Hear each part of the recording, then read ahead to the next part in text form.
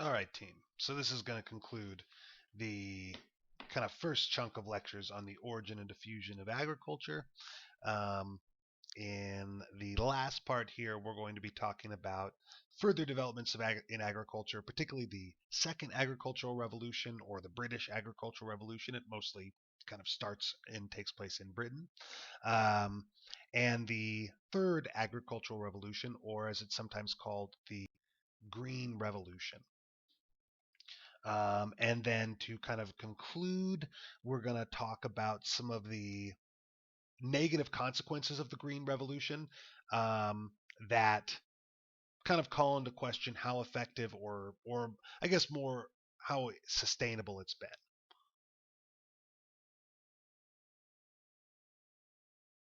So the progression of agriculture throughout history um, generally is a science that is focused on increasing yields or sort of the total amount harvested um, through the activity of agriculture, right? And there's kind of two paths to doing that we've brought up in the previous part of this lecture, right?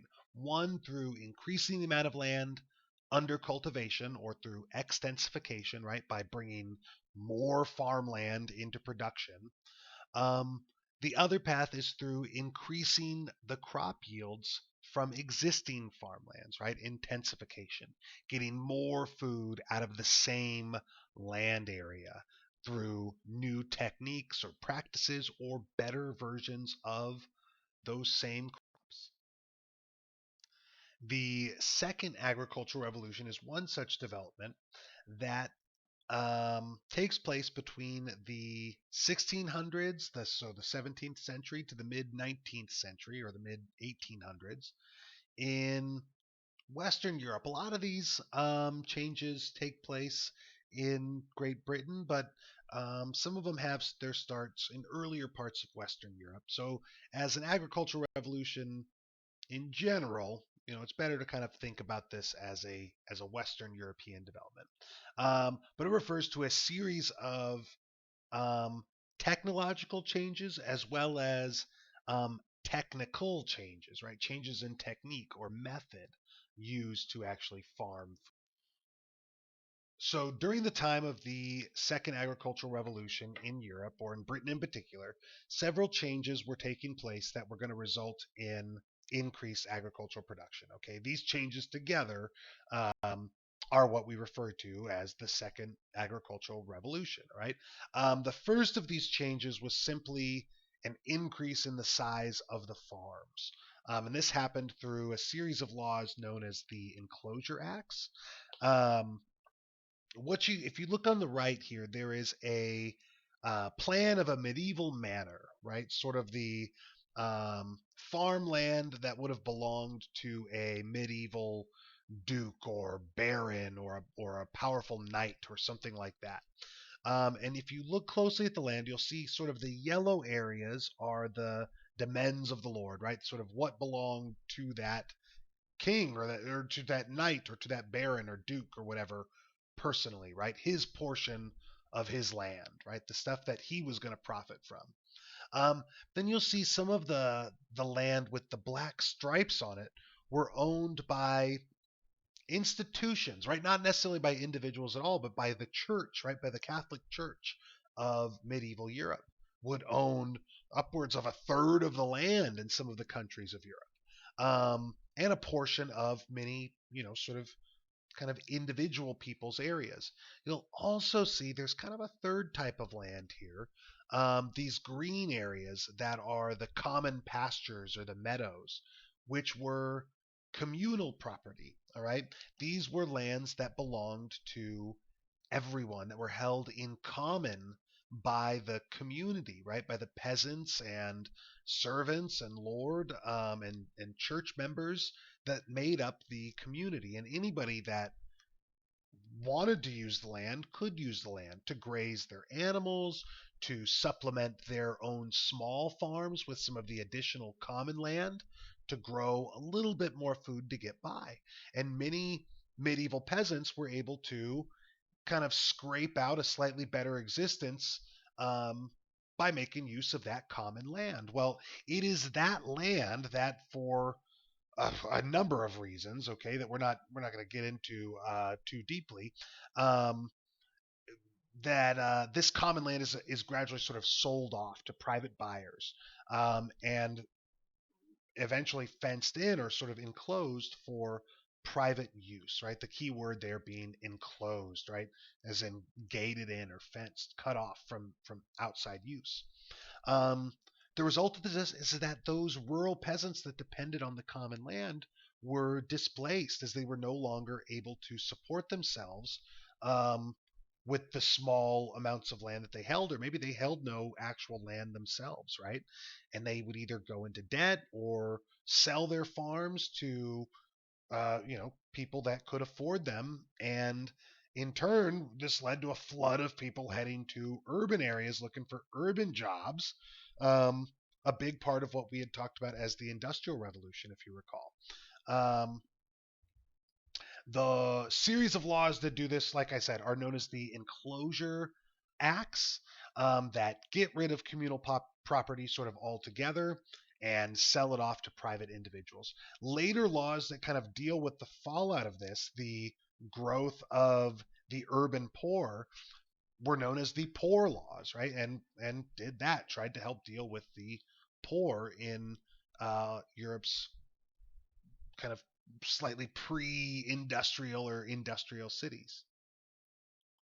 I linked a video to the phrase there, "tragedy of the commons." If you get a chance to watch that video, it might help your understanding of this term. But that is a phrase popular in economics or philosophical circles, used at different times to advocate for the privatization of other common resources like rivers or beaches or forests.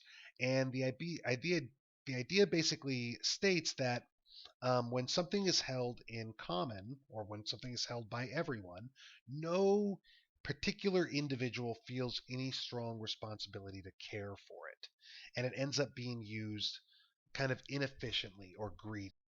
You might imagine a open field or something like that, maybe by your house, that might be covered in, dirt roads or ramps or things like that for bicycles, or um, who knows, maybe people have dumped their trash there, or trash has blown in that nobody feels like they need to pick up, because that land doesn't belong to anybody. Right? That might be sort of an example of tragedy of the commons, because that land sort of, that open field in your neighborhood doesn't really belong to anybody, but kind of belongs to everybody in the neighborhood. There's this weird situation where people will use that property, but not necessarily feel any obligation to take care of it. I think the example from the video is of a pond, right, that might be stocked with fish. And you might fish in that pond, and maybe if you caught one fish every day, everybody in the village could do that, and there would always be fish in the pond. But um, what's kind of more typical of human behavior is somebody's going to go there, and because they won't feel the immediate effects, or because they're short-sighted, they're going to catch as many fish as they can in a day, right? And a lot of people are going to do that, to the point where fishing might become unsustainable in that pond, right? That's sort of the tragedy of the commons.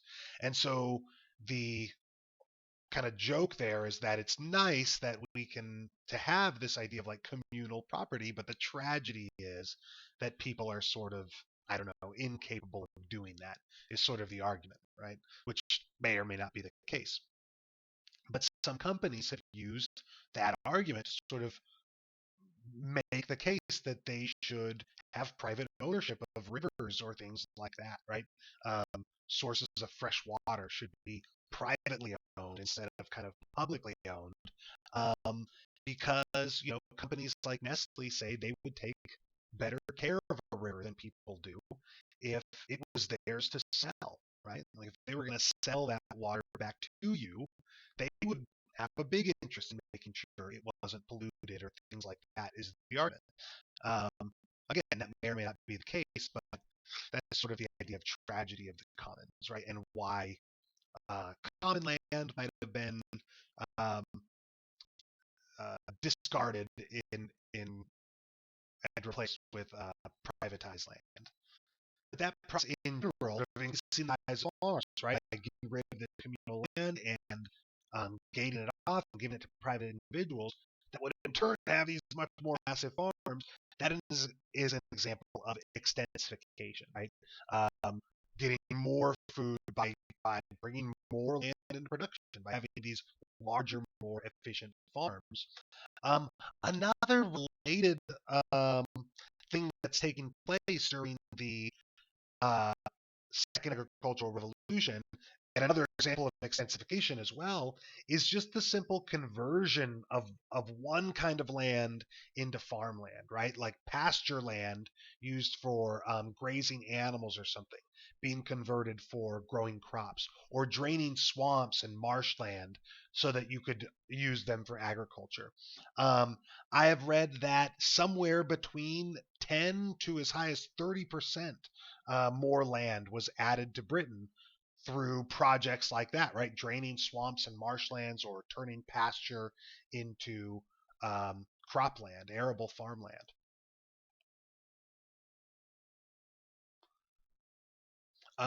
Other methods that are explored during the Second Agricultural Revolution are selective breeding, um, basically the intentional sort of breeding of livestock or plants to increase the prevalence of certain desirable traits, maybe making something larger or mature faster, right? Increasing the size of chickens or cattle by breeding the largest individuals with the largest individuals, right? So you get a bigger chicken. Um, Similar to how we looked at the transformation of the teosinte plant into modern day corn in the previous lecture, if you remember. Um, by the time of the Second Agricultural Revolution, this process had become a lot more well understood and scientific. And in the span of, again, a century or so, people are massively increasing the size of animals they'd been raising for generations, for hundreds and hundreds of years before that, right? They're able to breed them much quicker into much larger animals.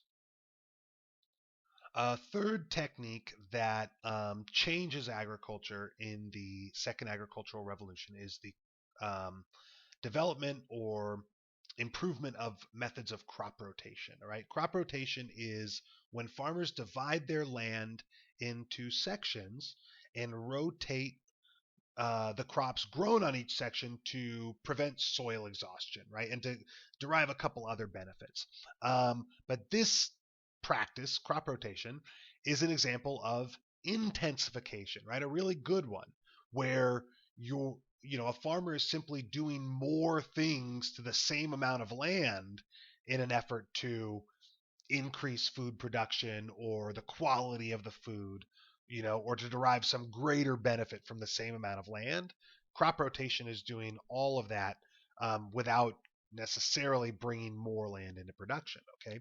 And the way it works, and the method that gets developed in the um, second agricultural revolution, is by chopping your field, basically dividing it into about four equal fields, right? And then rotating a series of crops um, through the field at different seasons, right? From one field right over to the next. So that after 4 seasons, each field has rotated through that, crop once. All right.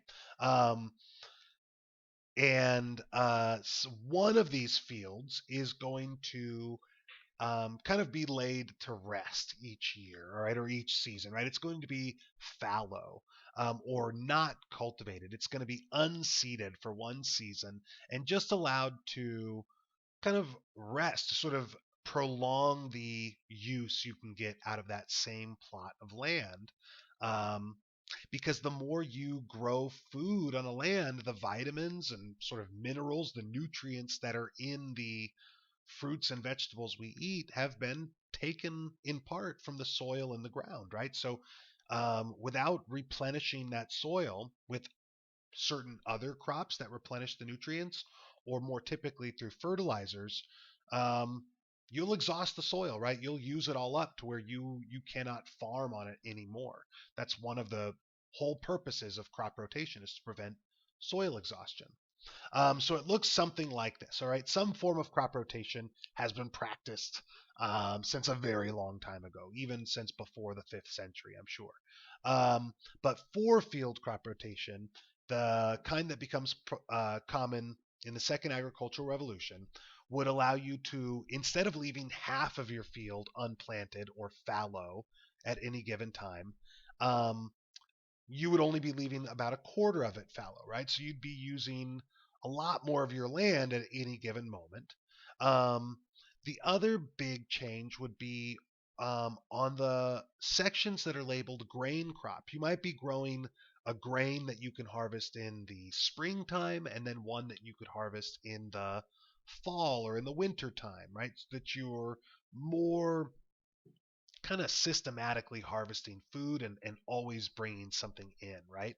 And then you might grow something like a root crop or some kind of a rest crop, something like soybeans or clovers that animals can either graze on, like the clover or something like that, or things like soybeans actually put nutrients like nitrogen back into the soil and act as a kind of fertilizer without using fertilizer. And then the last major change of the second agricultural revolution coincides with the industrial revolution, all the new technologies that are added around the same time. And so there's kind of a sort of feedback loop where the agricultural revolution is helping to make the industrial revolution possible by freeing up agricultural workers to work in urban areas, and the industrial revolution is helping the agricultural revolution happen with the introduction of all these different machines, right? So they kind of feed each other in a way. um, some of the big inventions there, I guess, would be like the seed drill or versions of it that come after, or the mechanical reaper. These are pictures on the side here of the slide. um, but inventions that are basically like early tractors that let one individual farmer do the work of, I don't know how many, dozens of people potentially, and be able to work a much larger farm on their own. In addition, there's all kinds of improvements in irrigation and water management, building of dikes or drainage canals that help to either drain certain lands like marshes or swamps so that they can be turned into arable farmland, or that help bring water to areas that otherwise maybe wouldn't be suitable for farming, as we've discussed earlier. The big idea I want you to kind of get from this is that these changes connect to ideas we discussed as part of our unit on population and migration. If you remember the demographic transition model, recall that stage 2 of the DTM coincides with the second agricultural revolution and the Industrial Revolution in important ways. One being the displacement of rural farmers in stage 2 countries is what is leading to the kinds of migration you see, the internal migration to urban areas, right? From rural to urban, the urbanization of stage 2 countries. The other is the decrease in the crude death rate, the CDR, that we associate with stage 2 of the DTM. And that is most of the reason for population growth in developing countries. The decline in the death rate due to improved sanitation and things like that, but also due to improvements in people's diets. So, with these two changes, it's around the year 1800, right in the middle of the second agricultural revolution, the industrial revolution, that the world reached its first billion people in population. And it's those two events together that have helped us continue so far without a kind of Malthusian disaster. All right, so the final and major development in agricultural technology or production methods was the third agricultural revolution, sometimes called the Green Revolution, that begins as early as the 1930s in parts of the United States and goes through about the 1970s. Although some technologies of the Green Revolution continue to be improved upon. So in a sense, it's ongoing, but a lot of the major developments are accomplished by the 1970s that we're going to discuss. A definition I found in one of the textbooks I have here at home that I like describes the Green Revolution this way: as a series or complex of seed and land management innovations directed at getting larger harvests through more intensive agriculture. So, a revolution that involved many different changes in technique, as we've been talking about, but also, and maybe most importantly, these fundamental changes to the nature of the crops themselves on a genetic level, and in some cases, in ways that previous technology had not made possible. The examples we'll be looking at for this are the development of these higher yielding, faster growing varieties of a lot of different cereal crops: rice, wheat, maize, things like that, through selective breeding and hybridization. Hybrid crops are strains of crops that are created by essentially blending or breeding. I'm not sure if breeding is the right word, but I'm going to keep using it. Two different but similar species of crop, right? Like, so two different strains of wheat. Maybe one that does well in dry climates and another strain of wheat that produces a lot more kernels per plant.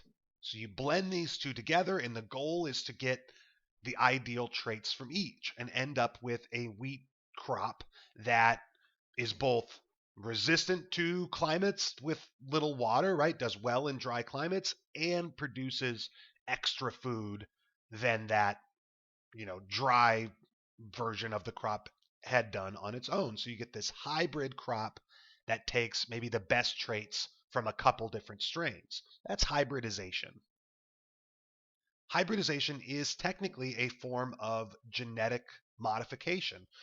So a lot of crops that you eat, maybe a lot of the food that we eat, is genetically modified, whether we think of it that way or not, or whether it's been labeled genetically modified or not. And that's what makes GMO, or genetically modified organisms, a controversial term.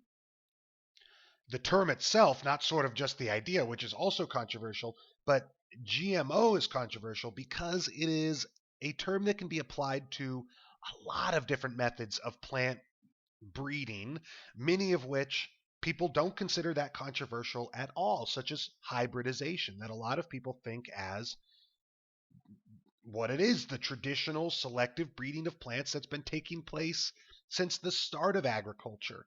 In a sense, it's very similar to the process that created that transformed teosinte into modern day maize. The sort of selective breeding for the ideal traits is modifying the genetic makeup of that crop.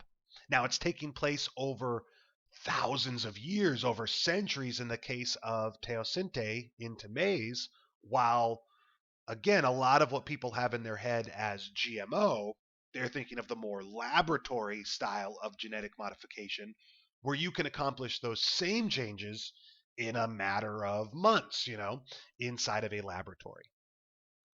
Both of them are genetic modification, but one of them sort of involves a little bit more scientific equipment, scientists, laboratories, things like that, and people look at it a little bit more skeptically. The hybridization of crops is done by people that look a lot more like farmers, and for one reason or another, people tend to view that as more natural. I'm saying in air quotes there. But there's some important differences where one might not necessarily be safer than the other. For example, when hybrid crops are created, thousands of genes are transferred between those two species. A lot of those genes are the ideal ones you're hoping to transfer from one species to this hybrid species. Um, but a lot of those other genes are, it might be unknown even what they do, right? And those are being transferred and blended along with the ones you're hoping to move along. While the genetic modification that happens in a laboratory, scientists are able to isolate and transfer very particular sets of genes, and not thousands at a time, right? But maybe just a handful that they're actually hoping to blend into a third kind of hybrid crop. But I think most of the time when people are worried about genetically modified organisms, GMOs, it's when they hear about some of the transgenic modifications you're going to see and read about in some of the videos and articles I'm going to have you read as a part of this unit. Transgenic modifications are between two dissimilar species, right? An infamous example is a variety of tomato that was created by taking genes from an Arctic fish that does very well in freezing ocean water. And this allowed, by inserting these genes in the tomatoes, it allowed the tomatoes to be kept at very, very cold, freezing temperatures without the tomatoes actually freezing themselves and doing damage to the tomato. So it lets you store and transport these tomatoes a lot longer than you could without that gene. People can use it as food for a lot longer. It's an impressive improvement, but one that makes people a little more skeptical than just traditional hybridization techniques. So more on GMO stuff later as you watch videos and read some of the articles. The other big changes of the third agricultural revolution are kind of more technical changes, right? Changes in methods and technique. In this case, increased inputs of water, fertilizers, pesticides, and human and machine labor are used to get even more yield out of hybrid and GMO crops. In some cases, some of the modifications made to hybrid or GMO crops are to respond better to fertilizers and irrigation, right? To derive more sort of nutritional benefit out of the water and plant foods that we give to them, which help plants that aren't modified in that way. But some of the modifications that have been made to these hybrid strains are to actually help them respond better to fertilizers, right? So it encourages even more use of extra irrigation and extra fertilizers. And while the use of large scale irrigation projects, fertilizers, pesticides, herbicides, while these had all been common in European and North American MDCs for a while before the Green Revolution, the goal of the Green Revolution really was to help transfer those techniques to LDCs in South Asia, in Latin America, in East Asia, Southeast Asia, and less effectively in Africa, we'll look at a little later. And in a lot of cases, these technical changes were successful. For example, fertilizer consumption in South Asia increased as much as eightfold, right? People using 8 times as much fertilizer throughout India or Pakistan as they had before the Green Revolution. Massive irrigation projects, huge canals or dams and dikes that divert or store water were financed by the World Bank, loans from the World Bank, which we talked about can be controversial on its own, but that helped to bring hundreds of thousands of more acres into production, right? Land that might be suitable for agriculture if it had enough water, but it doesn't. So with irrigation, you can farm there, right? Expensive tractors and combines kind of also go along with this, as bringing all this land in production made farms a lot bigger.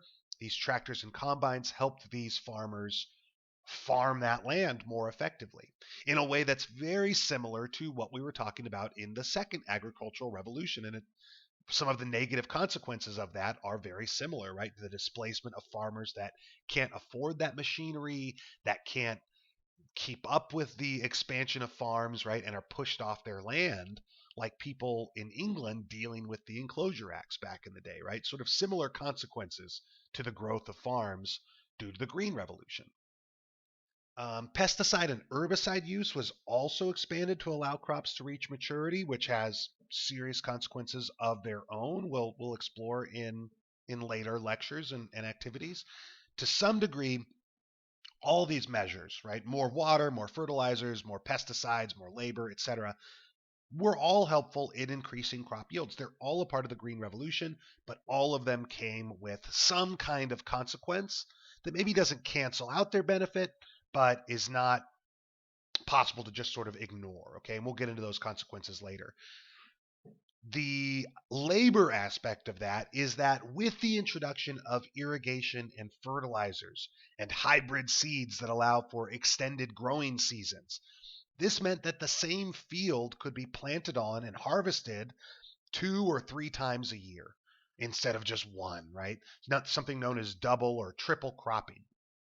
That too has long term consequences where the soil, even with fertilizers and things like that, will actually still degrade, right, in a number of different ways. And we'll examine those as we proceed as well.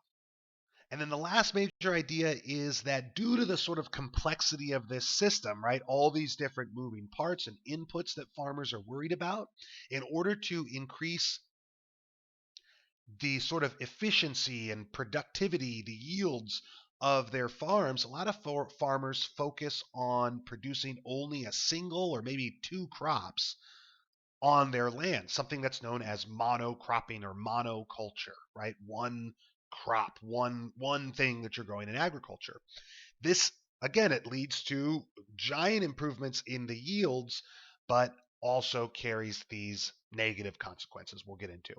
All right, so looking over those ideas, these big changes of the third agricultural revolution, a way you can kind of review that slide there is by trying to think about which of these would count as examples of intensification, which of them would count as examples of extensification. And there's a little bit of both, right? The handsome American hero to the right there is one of the figures sort of most responsible for the start of the Green Revolution. That is Norman Borlaug, a agricultural scientist that in the 40s helped develop the first of those miracle seeds, a dwarf high yield variety of wheat that he developed at a Mexican research center that had dramatic effects for Mexico, we'll look at here in a second. The weed that Norman Borlaug actually ends up creating, these hybrid strains, what was unique about them, or the traits they were trying to acquire, had a lot to do with the dwarf word that's used there, right? Literally sort of making them shorter. So if you look at the image I have of the plants at the bottom of the slide here, the tall conventional plant on the left, and then that improved high yielding plant in the center there, this is the goal that Norman Borlaug and his fellow researchers were going for. The plant on the left is tall and long, and if what scientists found is as they improve the yield of these crops through fertilizers or better irrigation and planting techniques, the plant itself could not support the weight of the additional kernels, right? That as more and more wheat piled up at the top of this plant, a strong wind could sort of blow it over, break the stalk, and deplete all those yields. So the goal of the hybrid strains that Norman Borlaug and his research assistants were creating was to produce these dwarf varieties where the stalks of the plant would be actually shorter and thicker and stiffer, right? And able to support a lot more weight. So as they improve the plant in other ways, the yields would not go to waste, right? The plant would be able to support the extra yields there. And that increase in yields allowed people to derive more food from the same amount of land, right? So if all the farmland in the world is already used, methods like this will let us continue to raise food production through intensification, right? This is what makes these seeds sort of miraculous. You're not having to bring any more land into production, and you can do all kinds of neat things with them. So in addition to just having these thicker stalks, the hybrid strains that Norman Borlaug created were also resistant to variations in day length, right? So the planting season was a little bit longer, excuse me, than non-hybrid versions of that plant. They were resistant to certain plant diseases. Like we said before, they responded dramatically well to fertilizers and increased irrigation, and were ready for harvest sooner. A truly kind of miraculous crop. And a lot of the wheat that we're eating today is that very strain, or strains related to it. We should mention as well that the fertilizers that these plants are responding to so well, those fertilizers also are undergoing scientific changes, right? It's not just animal manure or human manure or something like that anymore. These new fertilizers are scientific, right? They have very high nitrogen contents, ammonia contents, maybe even injectable ammonia, right, in gas form that you can inject right into the soil and build up the sort of concentration of the nutrients you want without all the extra stuff, right? Or the stink or something like that that comes along with manure. So much more effective fertilizers with plants that were tailored to respond much better to even ordinary fertilizers.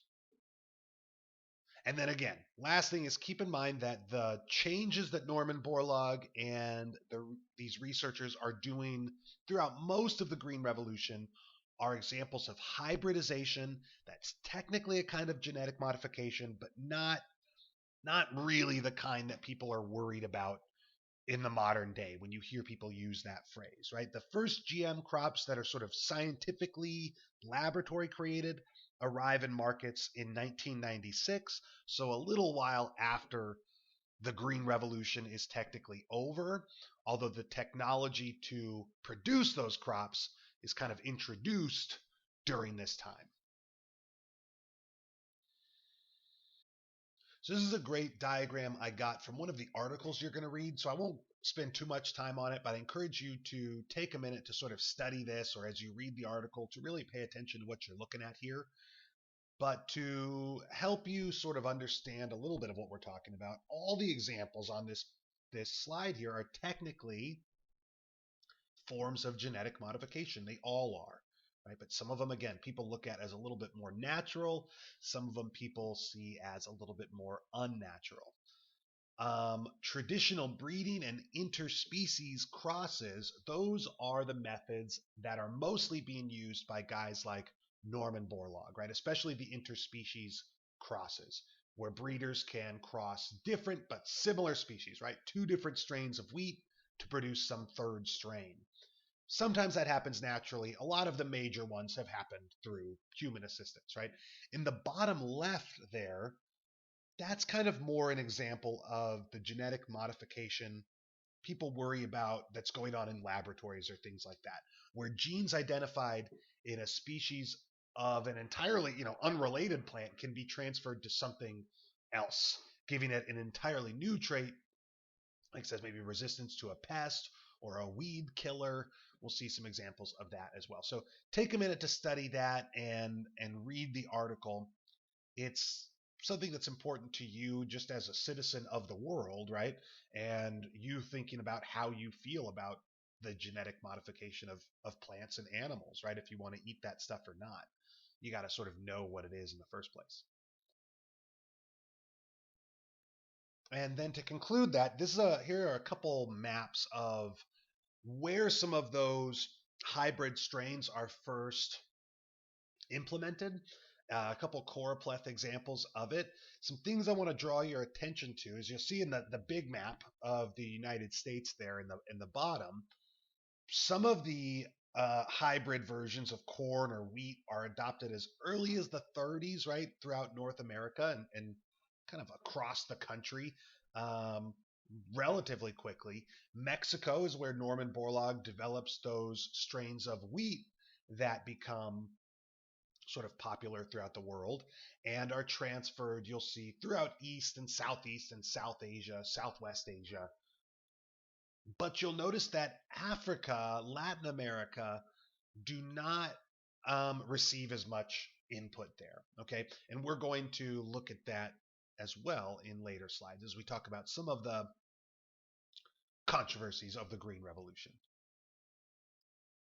So some of the initial effects in the transfer of in the development, excuse me, of those crops in places like Mexico initially by Norman Borlaug is that at the time that Borlaug and his team are working there, Mexico was an importer of wheat and it needed to import to meet its agricultural demands, right, to feed its people. After the development of this crop, it was a exporter, right? It was no longer importing corn. It was, in fact, exporting a large portion of its crop to the world. In the 1960s is when some of this technology and innovations and crops are transferred to places like India and Pakistan in South Asia, where again, similar effects take place. Production doubles in terms of wheat that is produced between 1950 and 1970, right? A double in your crop in 20 years. It's kind of unheard of before these innovations. But the negative consequence is that almost immediately people notice a lack of diversity. So in both of these cases, you can see important consequences, right? The shift of Mexico to a commercial exporter of maize and this negative consequence of a lack of diversity, right? A loss in a lot of different strains of plants that had been in India, but due to the introduction of these miracle seeds, which were preferred, a lot of the other strains kind of disappear. All right, and this is what we're going to try to conclude the last part of the lecture here by examining, okay, a little closely here, the sort of negative consequences of the Green Revolution. The positives are pretty easy to understand and remember, right? Increased food production, a greater food supply, maybe, like we said, as many as 1 billion people saved from famine due to the introduction of these crops and techniques globally. The negatives we'll be looking at are that it is expensive, right? More on that later. That there are environmental consequences from the increased use of irrigation, fertilizers, pesticides, herbicides, and machinery. That there are consequences associated with shifting from subsistence agriculture that has a goal of sort of food security above all, right? Everybody being able to feed themselves, to commercial agriculture, where even though maybe more food is being produced, it might not be being produced for the people in your country or even for humans, right? We'll talk about that. And then a concept known as maladaptive diffusion, which is kind of complicated a little bit, but sort of the idea that not all ideas are suitable for all places, right? An idea like the Green Revolution and the techniques that go along with it might work really well in one part of the world, but due to economic, cultural, social, political differences, etc., might not work well in other parts of the world right away, right? Might not just be able to be transferred from one spot to another. And then also we'll talk about some of those controversies with the use of GMOs. Let us start with some of the environmental or genetic consequences of the Green Revolution, starting with irrigation and something known as salinization. So irrigation over time can lead to this process known as salinization, or the buildup of salts like magnesiums or sodiums in the soil. Basically, as new water is deposited into the soil, it contains all kinds of minerals in it, including these magnesiums or sodiums that are essentially salt. As the water evaporates or gets absorbed by plants, a lot of those crystallized solids or salts remain in the soil and build up in the soil over time and are kind of drawn up towards the surface as the water evaporates out of the ground. Eventually, this will make the soil inhospitable to crops and agriculture in general. In the near term, reducing your yields and encouraging extra use of fertilizers, which in turn have their own negative consequences. And I've got a little diagram of how salinization works on the bottom of the slide there, and an example of a field that's been affected by salinization in the top right. And you can see literally the kind of white salt buildup on the ground. You might even notice this as you walk around from here on out. You might be able to pay attention and see salinization in desert areas and other places. Fertilizers, though, are one not very effective solution to this, and fertilizers come with their own problems. They can be used excessively as well, and the word is they'll run off the farms after rainfalls or flooding or just normal irrigation. Those fertilizers will flow out to rivers and lakes and streams or even the ocean with the runoff of that water from the farm. And the fertilizers, as they empty into those water sources, lead to rapid blooms of algae, right? The algae will use that fertilizer and reproduce and grow to a degree that is devastating on the ecosystems of rivers and lakes, and leads to what scientists call dead zones in the oceans near the mouths of rivers, where hardly anything can sort of live or grow. I've I've attached links so you can learn more about that as well. Pesticides and herbicides have a number of sort of hopefully obvious problems. The first being they're dangerous for the environment and people, right? They kill plants and bugs, and we're kind of bug-like, right? We're a living thing, and so they're probably not very healthy for us. What we found is that recent studies, a lot of herbicides that use glycophosphates, um, in recent studies have been linked to negative effects on people, especially pregnant women and unborn babies. You can read a little bit more about that in the link. Other harmful effects of herbicides or pesticides have been connected to bees, right? Honeybees that are essential to a lot of agriculture. They perform billions of dollars worth of work in every country as they pollinate fruits, right? As they go around and help these plants actually turn into food, right? Bees do that for free. But we're seeing something known as sort of colony collapse disorder, where bees around the world are dying for reasons that we don't fully understand. But a lot of, again, recent research and evidence points to the use of herbicides and pesticides, which seems pretty obvious, to the die off of these bee colonies. Some of the crops that have been really implicated in this, and an example of crops that are strong examples of how pesticides and herbicides have become used so much, are Roundup Ready crops. And there's other varieties like this, but Roundup Ready crops are genetically modified crops, like the laboratory kind of genetic modification, where whether they're soybeans or corn, there's a couple different variety of Roundup Ready crops. They are either carrying the pesticide basically in their DNA or otherwise made immune to it. All right, then this allows these fields to be heavily sort of dosed and sprayed with herbicides and pesticides, killing all the bugs, all the weeds, and allowing yields to be a lot greater, but also saturating the soils and the plants with a lot more of those herbicides or pesticides than had been used before. Um,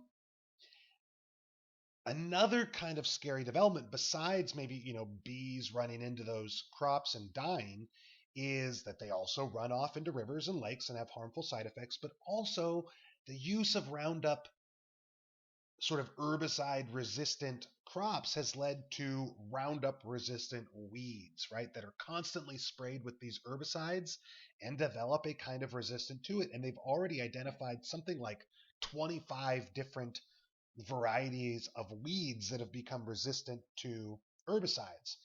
Um, but the response to this by farmers is typically to use more of that herbicide to try and kill the weed, which again leads to all those same consequences in greater degrees, right? And you can follow those links to learn more about each of those issues. Last is the idea that there's been a dramatic loss of native crop varieties, what agriculturalists call land races, right? The original sort of strain of a particular kind of wild rice or fruit or something like that.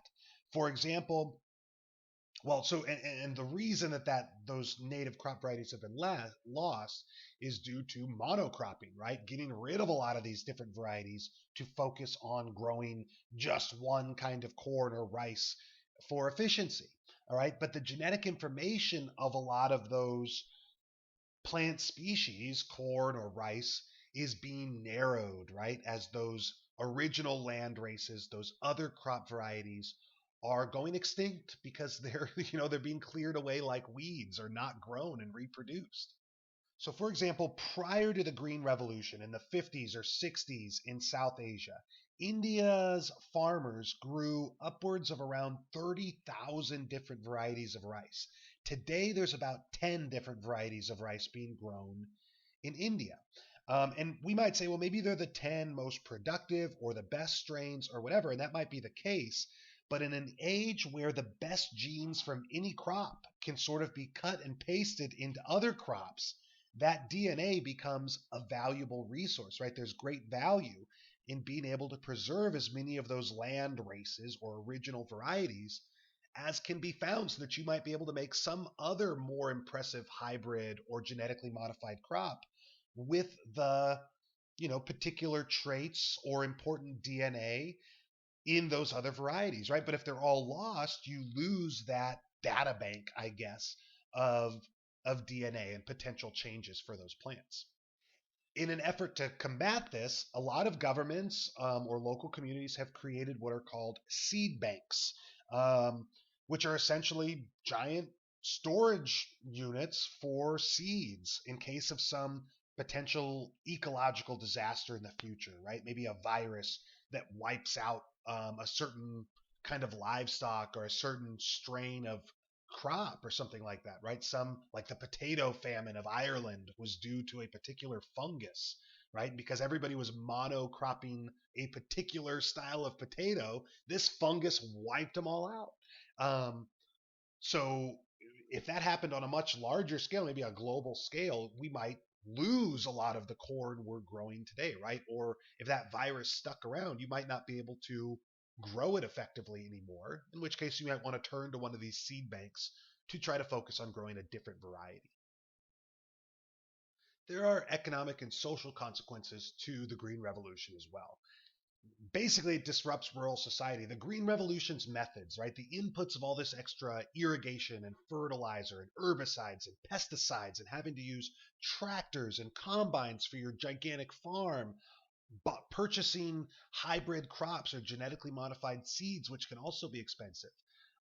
Those are all expensive to do. It costs a lot of money to get all that stuff. And many small scale subsistence farmers cannot afford to farm in that style. And often their farms end up being purchased by larger farmers as these small scale farmers just can't compete, right? They can't sustain it. And so this ends up leading to a lot of similar consequences to the Enclosure Acts and industrialization in Europe. It's probably the same process in a sense, right? These developing countries are undergoing a kind of industrialization and going through the same destabilizing effects that MDCs went through, a century or so ago. You have a lot of landless peasants now from rural areas that are rapidly being added to urban populations, leading to the growth of slums or urban poor and a lot of social consequences that come with that. Women and the Green Revolution are also a kind of social consequence, negative social consequence of these new methods. In a lot of LDCs in sub-Saharan Africa and South Asia, Southeast Asia, a lot of these places we were looking at in the development and industrialization chapter, those countries are industrializing, right? They're going through stage 2 or 3 of the demographic transition model, and their workforce is changing and so on. Men are increasingly moving to cities to look for urban factory work. Women are increasingly found in rural areas maintaining farms and producing a lot of the local food, right? In a global sense, women produce about half of the world's food supply. In a lot of sub-Saharan African countries, Southeast Asian countries, the ratio of male to female farmers is about, for every 100 male farmers, there's about 120, 150 female farmers in those parts of the world. So, a lot of cases, especially in subsistence economies, they are producing the majority of the food that communities are eating, although that contribution is maybe undervalued. And in a lot of cases, we see that due to a lot of different restrictive cultural or economic factors, women in these less developed countries, or in a lot of countries in general, end up having to work longer hours for less money. When it comes to talking about the Green Revolution, this ends up cutting off a lot of the advances in technology or methods developed by the Green Revolution from women, right? They're not available to women for, again, a number of maybe cultural, economic, and social factors. For one, women make not a lot of money from the local markets and subsistence agriculture that they are producing for in a lot of those economies. It's not incredibly profitable.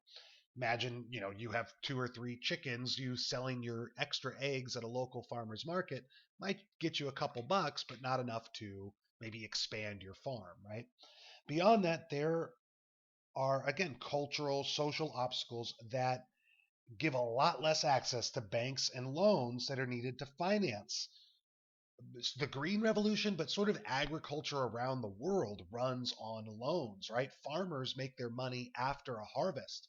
So before the harvest, when they're planting and preparing their fields and buying herbicides and pesticides, all that money in America, in Russia, in Europe, in sub Saharan Africa is being financed by loans. But in a lot of countries, women cannot receive a loan from the bank, right? Because of their status within that culture. And so they're cut off from the financial supply that would allow them to purchase those seeds or fertilizers or herbicides, pesticides needed to pursue the methods of the Green Revolution. Um, Furthermore, in some cultures globally, not just in sub Saharan Africa, women cannot own land and so are also excluded from land management or redistribution programs that would benefit farmers in those countries. For example, a lot of programs in Africa convert communal land, like we talked about the common land in medieval Europe. A lot of African countries have similar situations where they are taking that sort of tribal or communal land and converting it to private land, right? Selling it off to private landholders to be used probably more efficiently. But as women um, cannot own land, they can use and could use that communal land, but cannot own that private land. They end up not benefiting from any of those programs and might even have their livelihoods severely impacted, right? As they're cut off from the land they used to be able to use. Last, the green revolution is very labor intensive, right? Those methods of increasing the amount of pesticides, herbicides, fertilizers, irrigation, and so on that you're using requires a lot of extra work, right? You get a lot more food out of it, but it takes a lot more work. And again, socially, culturally, women don't often get any kind of break from their other chores and obligations, making embracing the more productive methods of the green revolution kind of more of a burden than a help. So those issues for women, the green revolution, these are issues for women in agriculture in general, right? Not just sort of in the green revolution, but obstacles where women have this situation where they are some of the major producers of food globally, but do not receive the same benefit out of it in, financially or socially that male farmers do.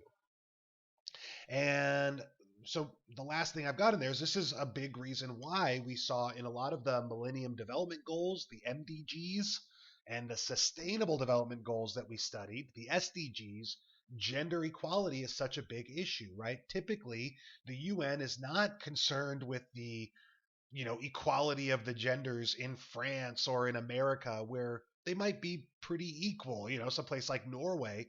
That's not the concern. They're more worried about the equality of women in sub-Saharan Africa, in South Asia, in these places where they're doing a large portion of the work or contributing to society in big ways, but are not reaping equal benefits out of it.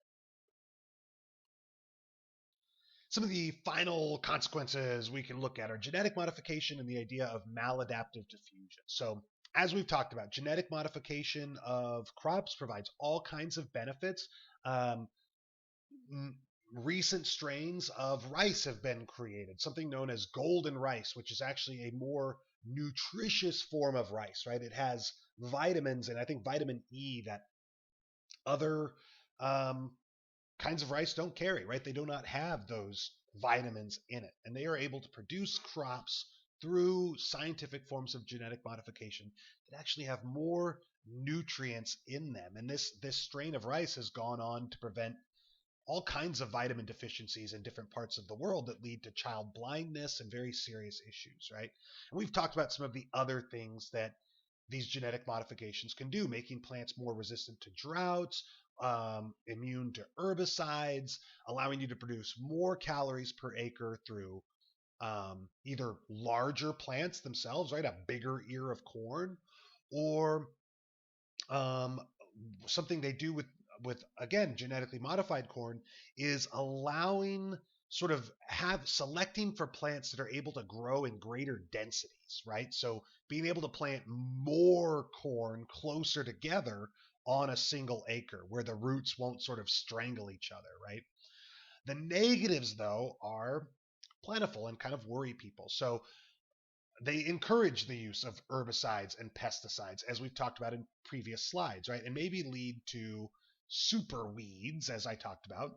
People are worried about accidental cross pollination, right? That the genetically modified forms of those plants, corn, tomatoes, soybeans, whatever, might cross pollinate with non genetically modified um, forms of that plant and be released into the wild and have consequences we might not expect. There have been some instances of this happening where farmers have been sued for accidentally growing these genetically modified strains that are owned by certain corporations because wind or bees sort of cross pollinated, right? And these farmers ended up accidentally growing these genetically modified strains. And that's kind of the final one. There's a lot of other concerns we're not bringing up here, but one of the final ones I'll bring up to you there is people are worried about the corporate ownership of some of those strains. That corporate producers like Monsanto, a lot of these companies that are doing a lot of that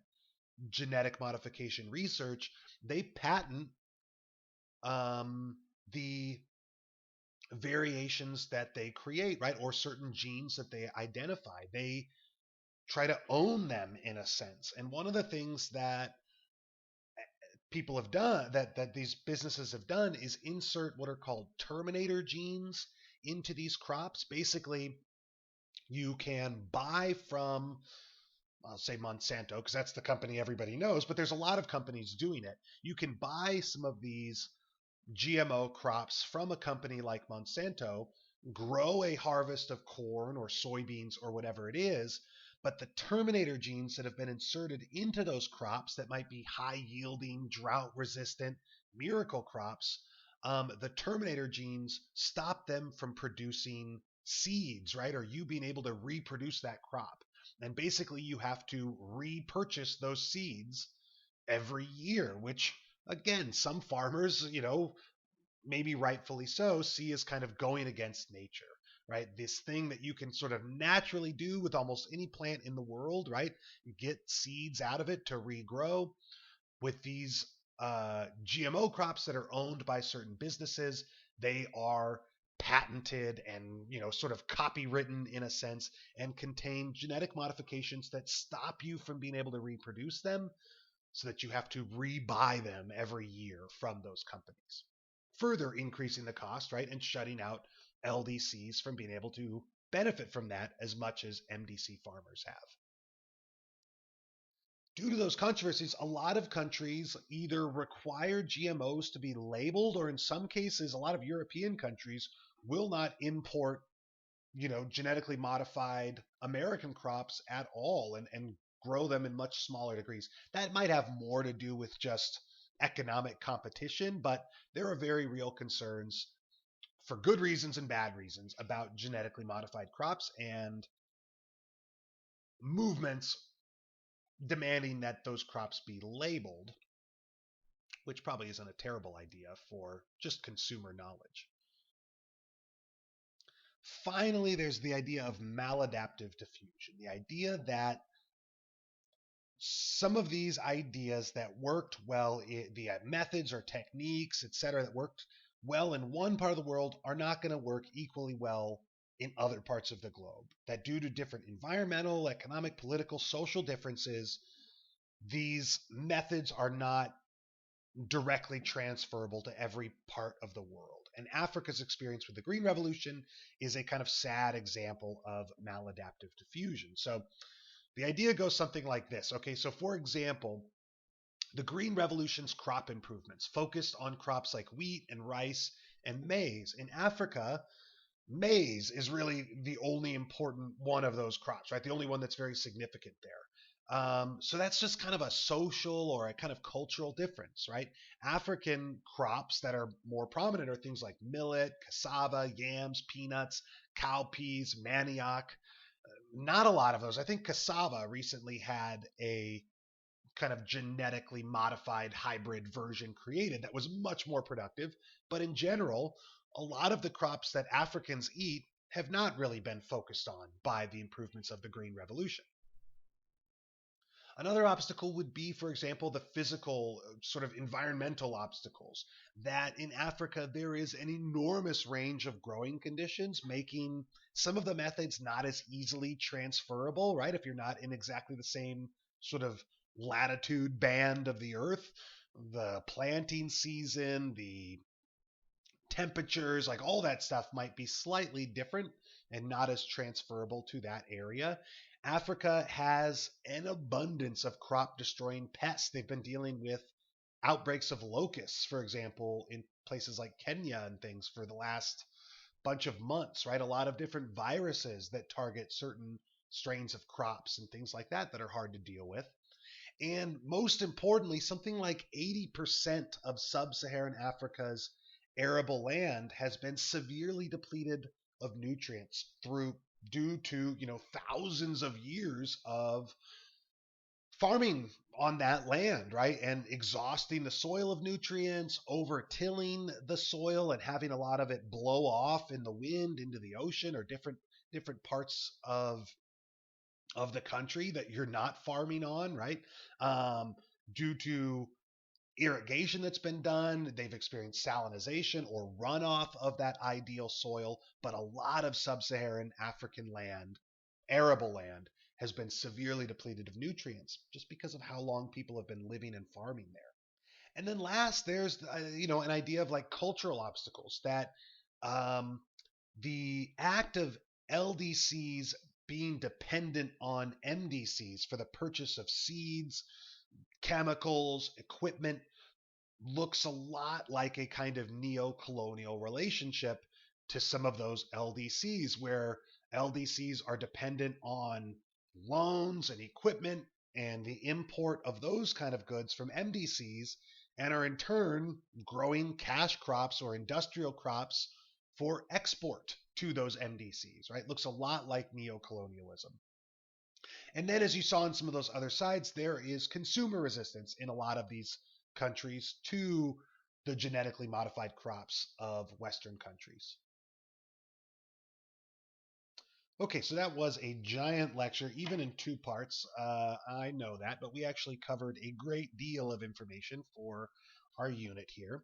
And to conclude, I'll leave you with a couple interesting things you can look at as far as what might be the fourth agricultural revolution, right? If we've had three so far, what do you imagine the fourth agricultural revolution will be focused on?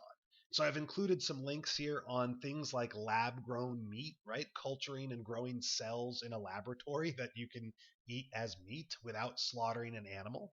Um, Things like vertical farming, building a skyscraper that would contain 100 levels of hydroponic farms so that you have a way of conserving um, land in a sense, right? You could have a gigantic farm right in the middle of your city, um, that takes up the same ground area as the floor area of that skyscraper, right? It's pretty impressive. And then, if you haven't heard of CRISPR Cas9 technology, it's a gene editing technology that is incredibly fascinating and probably one of the most important technologies we'll see in your generation. So I encourage you to watch those videos. This is more just as a point of interest than, again, anything you might see on the AP test. Thanks for hanging in there. I know that's a lot, but like I said, as you look through the topics we've covered, we actually covered a great deal in this lecture. So make sure you watch it, that you can pause and go back and look at other parts you missed. And I hope that that helps you. Thanks a lot, guys.